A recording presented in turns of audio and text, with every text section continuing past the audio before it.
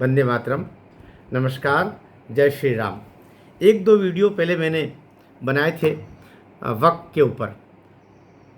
बहुत अब तो आप सब अच्छे से जानते हैं वक्फ क्या है। अल्लाह के नाम पर दी हुई दान की चीज़, जिसकी देखभाल यद्यपि मुस्लिम समाज ही करता है, लेकिन वो अल्लाह की चीज़ मानी जाती है और उसको वापस लौटाई नहीं जा सकती देने वाले को भी, क्योंकि उसका अधिकार खत्म हो जाता है। ये तो हो गया वक्फ। अब इसको अभी तक क्या देश के संविधान में था सवाल, उनमें जवाब साथ साथ दे रहा हूँ। देश के जो मूल संविधान में वक्फ संविधान या वक्फ कानून नाम का या वक्फ का कोई एक्ट नाम की कोई चीज़ ही नहीं थी। ये 1954 में जवाहरलाल नेहरू के दिमाग की उपज आई, जब उनके समझ में आया कि जो भारत में जो मुस्लिम पाकिस्तान चले गए और वहाँ पर उन्होंने संपत्ति ले ली, लेकिन यहाँ पर उनकी जो ज़मीनें हैं उसका क्या करें, क्या वो उसको सरकार ले ले। जिस तरीके से पाकिस्तान सरकार ने पाकिस्तान से हिंदू आए हुए लोगों की संपत्ति को पाकिस्तान की सरकार ने ले लिया और उनको सरकारी संपत्ति दुश्मन देश की संपत्ति कहते हुए अधिकृत कर लिया। और वहाँ के किन्हीं लोगों को वहाँ के हिंदू जो बचे हुए हिंदू क्या थे बेचारे, उनको भी सब धर्मांतरित करवा दिया, वो सरकार ने ले लिया। क्या इस तरीके से यहाँ ले ली जाए?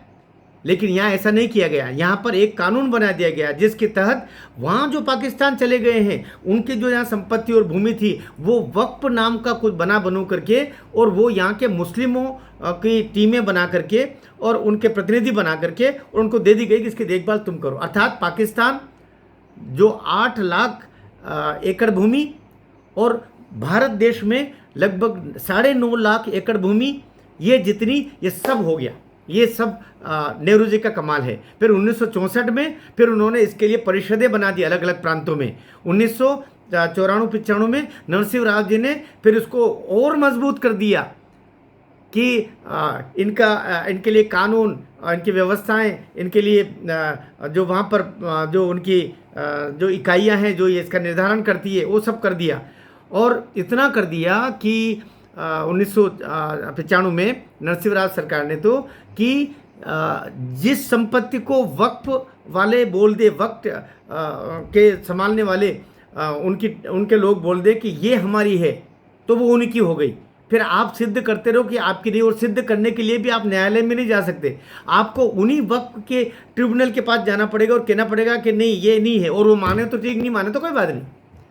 और वो क्यों मानने लगे? जब वो खुद ही कह रहे हैं कि ये उनकी है, तो सामान्यतया वे ये इसको कभी स्वीकार नहीं करते कि वो उनकी नहीं है। वो कहते नहीं है ये तुम्हारी, और आप किसी कोर्ट में जा नहीं सकते। अभी उन्होंने जैसे कहना शुरू किया, देश की जो नई संसद भवन है, पुरानी संसद भवन है जो अंग्रेज़ों के ज़माने की है ना, नई संसद भवन, पुरानी संसद भवन, आपका इंदिरा गांधी इंटरनेशनल एयरपोर्ट, जो रेलवे, जो सेना को दी हुई जो ज़मीनें हैं वो भी उन पर भी वो क्लेम कर रहे हैं। अर्थात पूरे देश की ज़मीनें वक्फ की ही है और आपको ये अधिकार ही नहीं है कि आप किसी न्यायालय में जा सको। तो अब उस कानून को बदलने के लिए एक व्यवस्थित रूप से कि आपकी भूमि है, ये वक्फ पहले तो अपनी भूमि को सिद्ध करे, उसको उस पर पूरा जो उनकी वेबसाइट पर जा कर के उसका पंजीयन करवाए, कलेक्टर उनकी देखरेख करे। और यदि किसी व्यक्ति की संपत्ति को वक्फ कहता है हमारी है, तो फिर उसको भी सिद्ध करना पड़ेगा। वह व्यक्ति न्यायालय में भी जा सकेगा, हिंदू हो, ईसाई हो, बौद्ध, सिख, कोई भी लोग हो। अब एक व्यवस्थित रूप करने की बात आ रही है तो इनके पेट में मरोड़े आ रही है, क्योंकि इन्होंने वक्फ के नाम पर जो संपत्तियां मिली हुई उन पर कब्जे करके कुछ जो शक्तिशाली राजनीतिक लोग थे, कुछ अन्य पूंजीपति लोग थे, इस्लाम को पालन धर्म के लोग, उन्होंने वहाँ पर भाई जैसे इसका जो हैदराबाद का है ओवैसी, उनके पास तो 3000 करोड़ संपत्ति, रुपए की संपत्ति, ज़मीनें, भवन, महल सब कब्जे में लेकर रखे वक्फ के नाम पर। अब वो सब जा रहा है, इसलिए बिल बिला रहे हैं। सामान्य मुस्लिम प्रसन्न है, सामान्य मुस्लिम को इससे कोई लेन देन भी नहीं है, लेकिन जिन्होंने वक्फ की संपत्तियों पर मॉल खड़े कर दिए, मार्केट बना दिए, कॉलोनियाँ बना दी, ज़मीनों को अतिक्रमण कर दिया, जो शमशान भूमि और मस्जिदों के नाम पर जो थी, जो वहाँ पर मदरसे बनाने थे, उस सब को अलग करके इन्होंने व्यावसायिक भूमियाँ बना के रख दी। अब वो सब खतरे में आ रही है, इसलिए वो बिल बिला रहे हैं। सामान्य मुस्लिम को इससे कोई लेन देन नहीं, लेकिन सामान्य मुस्लिमों को भड़काने का काम ओवैसी जैसे लोग कह रहे हैं। जैसे ओवैसी ने इन दिनों में कहना शुरू किया है कि मुसलमानों की सारी ज़मीनें छीन ली जाएगी। अरे भाई, मुसलमानों की ज़मीनों की क्या बात आ रही है? बात आ रही है वक्फ के नाम पर जो ज़मीनें आपने 9.5 लाख एकड़ भूमि है, उसमें से करीब 3.5 लाख एकड़ तो अकेले उत्तर प्रदेश में ही है और बाकी पूरे देश में आपने कब्जे करके रखे हुए हैं। आपको ये बताना पड़ेगा वक्फ को भी कि ये आपकी भूमि है, और जिन लोगों की भूमि पर आप कब्जा करके बैठे हुए हो वो लोग आप कोर्ट में भी जा सकेंगे और कह सकेंगे कि माई बाप ये ज़मीन हमारी है, ये हमारे कागज़ है। अभी तो कागज़ होने के बावजूद भी आप कुछ नहीं कर सकते। हालत तो ये है कि जब इस्लाम का संसार में उदय नहीं हुआ था, पूरे संसार में इस्लाम धर्म नहीं आया था, उससे पुराने जो गांव हैं वहां पर भी वक्फ अपनी संपत्ति उसको बता रहा है। इसलिए इस झमेले से मुक्ति के लिए मोदी सरकार वक्फ संशोधन एक्ट लेकर के आई है और उसको 4 अगस्त 2024 को वहाँ से वो लेके गए, संसदीय समिति बनी, संसदीय समिति में फिर 14 संशोधनों के साथ में वो वापस कैबिनेट में आ गया है। कैबिनेट को उसको स्वीकार कर लिया है, लोकसभा स्पीकर ने भी स्वीकार कर लिया है।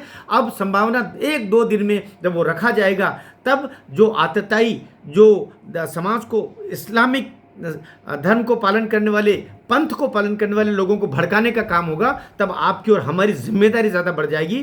हम ये जागृति रखें, सावधानी भी रखें, जागृति रखें कि मुस्लिम समाज को भड़काने वाले लोगों को हम समाज के सामने कर दें कि ये भड़का रहे। सत्य ये नहीं है, सत्य ये है कि अब जा कर के और वक्फ अधिनियम तरीके से लागू होगा जिसमें न्याय भी मिलेगा। वक्फ की जो संपत्ति होगी वक्फ के पास अभी सरकार छीन तो नहीं रही है और ऐसा मनोभाव भी नहीं है, लेकिन अब दूध का दूध पानी का पानी होगा। और सबसे बड़ी बात है, आप हिंदू धर्म वालों को, ईसाइयों को, सिखों को, जैनों को, बौद्धों को उनकी संपत्ति पर जो वक्त कब्जा करने की कोशिश करता है, अब कम से कम वो कोर्ट तो जा सकेंगे बेचारे। इसके लिए ये कानून बन रहा है संशोधन, इसका हम साथ दें और मुस्लिमों में जो भड़काने वाले लोग हैं उनके प्रभाव में मुस्लिम समाज के इनोसेंट लोग ना आ जाए। ये जागृति भी हमको रखना पड़ेगी, सावधानी भी रखना पड़ेगी, समझाना भी पड़ेगा। और बहुत अच्छा होगा अब जो संशोधित एक्ट आएगा वो सब मुसलमानों के भलाई के लिए ज़्यादा है, भारत देश की भलाई के लिए तो वो है ही। भारत माता की जय।